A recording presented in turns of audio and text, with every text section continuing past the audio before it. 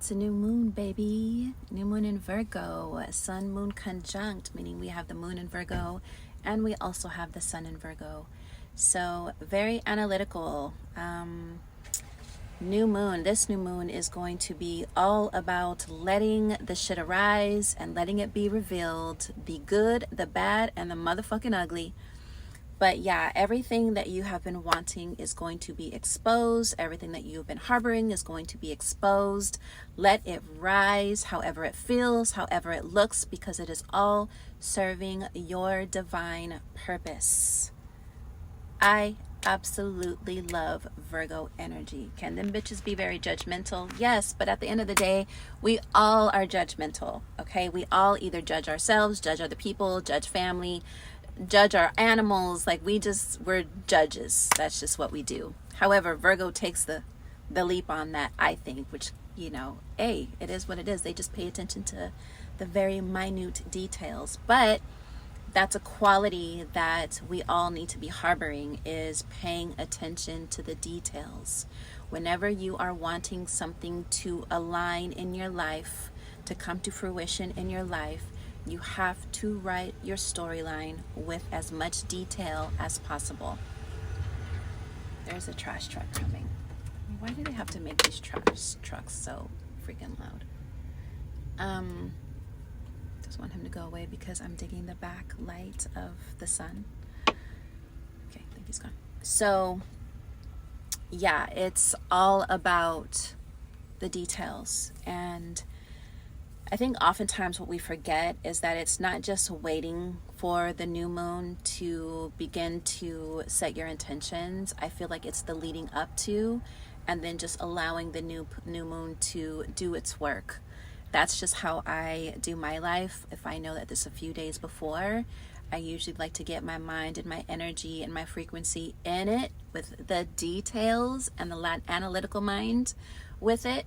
Especially when it's in Virgo, and then allowing the new moon to do its work. Let it do what it does, keeping that same energy and that same frequency. So I don't know how many of you are into astrology, but I, for myself, even though I'm living van life, I am keen on astrology, and I absolutely use it as my GPS system along with my intuition. And I will say that I have allowed things to come into my space, one, by living out of here, honoring here, speaking through here, feeling through here. I use this as my mind and this is my heart. So I've changed them. And then here, your gut is always the housing for your internal GPS system. How is this making me feel? And oftentimes we feel like it's just like this forbidden thing to speak to ourselves, but you have to speak to yourself. You have to talk with yourself. And even though it may look crazy, so let it be, but you have to commune with all that you are. And I've come into a space where I want to be less committed to seeking outside information from other people, and really harness that higher self within me and ask my higher self the questions, guide me, lead me. There's this thing that I heard the other day, and I definitely feel that, where you come to a point of your life when you're done seeking. You just don't want to seek anymore. It's just becoming too much. And I find myself skipping through shit on social media, YouTube videos, whatever, that I used to sit back and just absorb. And now I just bypass it. I just don't want to, I just don't have the energy to want to engage in it anymore. And I'm in that space now where, I always say that information is just information. Knowledge is when you have internalized and digested that information. Wisdom is now when you've collected that information, you know the information, and now you use it for your life. And this is just super annoying.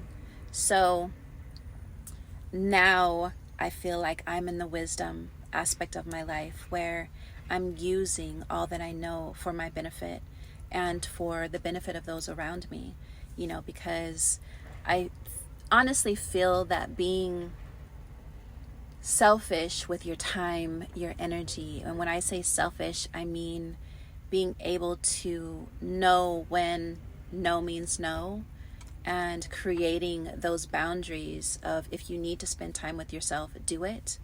If you need a moment to decompress, do it. If you need time to collect yourself and to rearrange and reevaluate and self-analyze yourself, do it. And you have to do it in a very selfish way, because some of us have become people pleasers.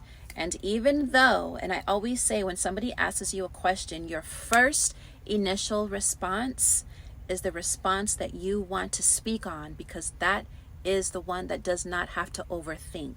That is the response that doesn't have to sit there and be like, wow, should I, could I, would I? None of that. It's that first initial response, and that is your trueness. That is your truth. That is what you speak. But oftentimes what we do is we will sit there and evaluate the situation. We'll sit there and evaluate the person in front of us. We'll sit there and evaluate their body language.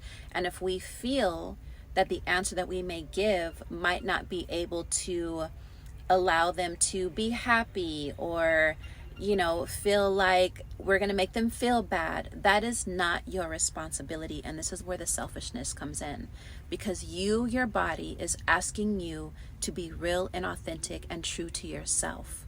When you are being a people pleaser, you are suppressing all of these emotions and feelings, and you just keep suppressing and suppressing and suppressing.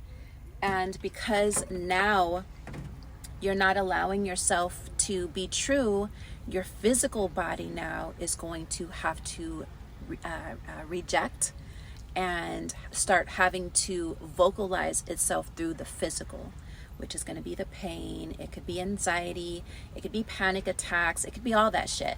So this is why it's important to be selfish with your energy, because you matter. You matter before anybody or anything else. It doesn't matter who it is, parents, husbands, wives, children, you matter. And you only get one part of yourself in this reality, and this is what it is in this moment. This is all you. So you have to get into a space where, you are selfish with all that you need. If now is not the time, then now is not the time. Because I've been guilty of that, even for myself. I think there has to be solutions where we begin to analyze how we feel when somebody asks a question. If it's an automatic, oh my God, here I go again, like what am I going to say? You already have the vibe and the feeling that you don't want to do it, so just don't do it. You know what I mean? Or if somebody invites you somewhere and you feel excited about it, then that is your body telling you, like, yes, I feel good about this, let's do it. So we have to become more aware and more in tuned with the collective energy of our bodies, because I feel like the mouth speaks, the mind speaks, the heart speaks, the body speaks, it all speaks. And if we're not in tune with ourselves and we're too caught up in the chaos and we're not paying attention to what's being said silently through our body, then we end up in a space where we, start regretting. And then that regret turns into an emotion, and then the emotion turns into something that begins to be physical. And that's just not a fun place to be in. You know what I mean? It's just not a good feeling, because now you have to deal with the conditions of you not being true and authentic to yourself. Because at the end of the day, you take yourself everywhere. You can't lie to yourself. You can't cover your emotions. You can't do any of that, even though you think you're covering it by smoking, alcohol, drugs, all of this. You're just not. You can't run away from yourself. You take yourself everywhere. So why not be accountable for your bullshit? And then just, be more aware of the spaces that you put yourselves in, So yeah, this is how I feel about the Virgo new moon. So embrace it, love it, honor it. It is you, will always be you, and just use the energy to your benefit, and cherish each day, because it is a